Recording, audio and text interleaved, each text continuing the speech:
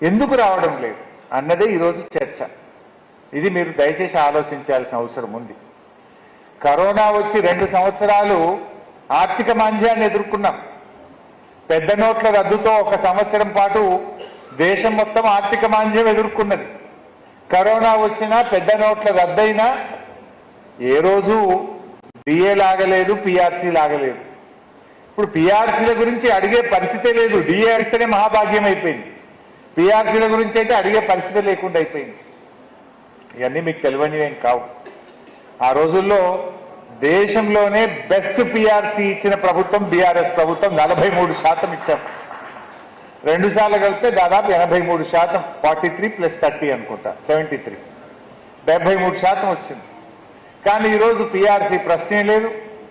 ఈ దేశంలో 28 రాష్ట్రాల్లో ఎక్కడ కూడా 5 డిఏలు పెండింగ్ ఉన్న రాష్ట్రం ఏదైనా ఉంది భారతదేశంలో అంటే తెలంగాణ. గాడికి వచ్చింది కథ. పెన్షన్ బెనిఫిట్లు ఇవ్వని రాష్ట్రం ఏదైనా ఉందంటే భారతదేశంలో తెలంగాణ. సో ఈ పరిస్థితులు ఏంటి? ఓపీఎస్ అన్నారు, ఓపీఎస్ ప్రశ్నే లేదు. ఏరియర్స్ అన్ని రాగానే 3 నెలలు క్లియర్ అన్నారు. 3 నెలలు కాదు 2 ఏళ్ళు అయినా అయితలేదు. ఎప్పుడైతుందో తెలుస్తలేదు. వీటన్నిటి మీద కూడా ఇలా మనం ఆలోచించాల్సిన అవసరం ఉంది. నిధులు లేక కాదు, ముఖ్యమంత్రికి ఉద్యోగులంటే ఇలా చిన్న చూపు అయిపోయింది. ఇలా ఏ రకంగా కేసులు పొద్దున్న లేస్తే 2, 3 ఏసీబీ ట్రాపులు లేకుండా అసలు పేపర్లో వార్త లేకుండా ఉంటుందా?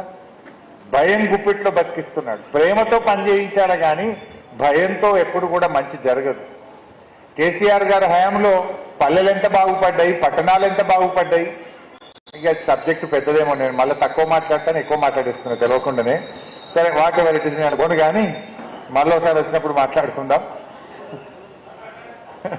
లేదా వాళ్ళు పాపం చిన్నపిల్లలు కనబడుతున్నారు, నాకు ఇబ్బంది అవుతుందేమో, ఇంకోసారి మాట్లాడదాంలే. కానీ బట్ ఏది ఏమైనా ఈ అంశాలను తప్పకుండా మీ పక్షాన ఒకసారి కూర్చుంటే మీతో మళ్ళీ రేపో ఎల్లుండో మా భవన్ సీనియర్లతో ఒకరోజు మనం పర్సనల్గా కూర్చుందాం, ఒక 20-30 మందిని.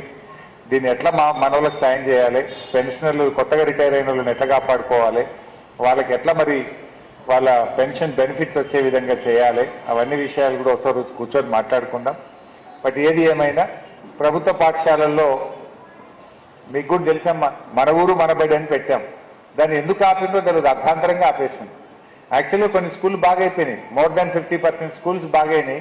ఇంకొక 1-1.5 ఇయర్ కంటిన్యూ చేస్తే ఆ డిజిటల్ బోర్డ్స్ కానీ, మనకు డైనింగ్ హాల్స్ కానీ, ఆ పెయింటింగ్ కానీ, డ్రింకింగ్ వాటర్ కానీ, వాష్రూమ్స్ కానీ, we are doing a good programme. 3 years programme అనుకున్నాం, ఆల్మోస్ట్ 2 years చేసినాం మనం, 1.5-2 years చేసినాం.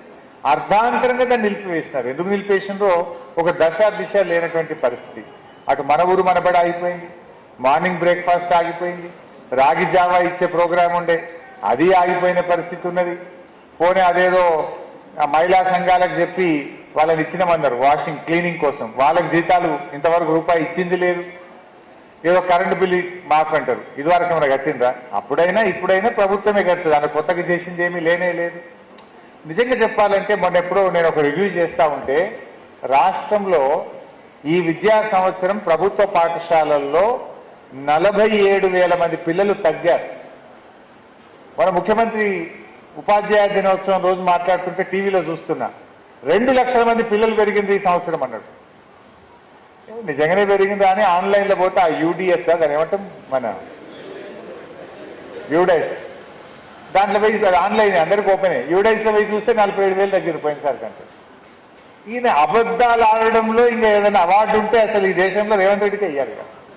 అది ఓపెన్ సీక్రెటే కదా. పిల్లలు పెరిగినరా తగ్గినరా అనేది యూడైస్లో పోయి కొడితే ఆన్లైన్లో ఎవరు కొట్టే కనబడుతుంది. అందులో ఆయన అంటాడు 2 లక్షల మంది పిల్లలు పెరిగినరు అంటాడు, ఇక్కడ చూస్తేనేమో 47,000 తగ్గింది. ఇగో ఈ రకమైనటువంటి పరిస్థితి. మాకంటే కాళేశ్వరం కూలింది అంటాడు, మరి మళ్ళా రంగనాయక సాగర్ దగ్గరికి మంత్రులు వస్తారు, గేట్ కాబట్టి 1,00,000 ఎకరాలకు నీళ్లు ఇడిచినాము అంటారు. యాడికెళ్ళి వచ్చింది Ranganayaka Sagar? Is it not part of Kaleshwaram? Cooling అంటాడు, మల్లన్న సాగర్కి వెళ్ళి హైదరాబాద్కి ఇప్పుడు 7,000 కోట్లతో నీళ్లు తీసుకుపోతా అంటాడు. 25 TMCలతో సముద్రం లాగా మల్లన్న సాగర్ అద్భుతంగా కనబడుతుంది. అసలు మన ప్రభుత్వం ఉంటే ఇప్పుడు ఒక బెస్ట్ అద్భుతమైన పర్యాటక క్షేత్రంగా మారిపోవు మల్లన్న సాగర్, కొండపోచమ్మ సాగర్. రాష్ట్రం దేశం మొత్తం ఇక్కడికి వచ్చి అంత గొప్పగా ప్రణాళికలు వేసుకొని ముందుకు పోతా ఉండే, దురదృష్టవశాత్తు అవి ఆగిపోయినాయి. విద్యలో కూడా మీకు తెలియదు ఏముంది. అసలు నా కోరిక సిద్దిపేట పిల్లలు ఏదైనా చదవాలంటే ఇక్కడనే అన్ని చదువులు ఉండాలని నా కోరిక ఉండే. అన్ని తెచ్చిన ఆల్మోస్ట్ ఒకటే LLB తేలేగా అదొక్కటి తెద్దామని అనుకున్నా. దానికి కూడా ఎందుకు లేట్ అయిందంటే భారతదేశంలో కొత్త లా కాలేజీల మీద దేశం మొత్తం బ్యాన్ పెట్టింది కేంద్రం. కొత్తగా లా కాలేజీల మీద దేశం మొత్తం బ్యాన్ ఉన్నది మొత్తం భారతదేశంలో. దాన్ని రిలాక్సేషన్ తెచ్చి ఒక్కటెక్కడో సిద్దిపేట తెద్దామని నేను ప్రయత్నం చేస్తుంటే సరే ఆ పరిస్థితి ఉంటే బాధ కలిగే అంశం ఏంటంటే వెటర్నరీ BVSC కాలేజ్ కలెక్టరేట్ పక్కన మీరు పోతే కనబడతాయి పిల్లర్లు లేచి స్లాబ్ పడి ఉంటుంది.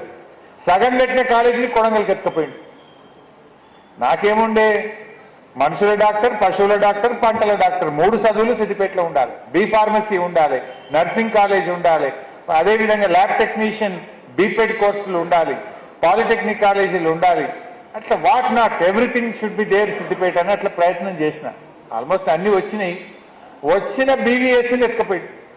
సగం కట్టిందని ఎవడని తీసుకుపోతాడా? కొత్తది పెట్టుకో, నువ్వు నాదెందుకు ఎత్తుకపోవాలి సిద్దిపేటది? ఈ రకమైనటువంటి పరిస్థితి జరుగుతూ ఉంది.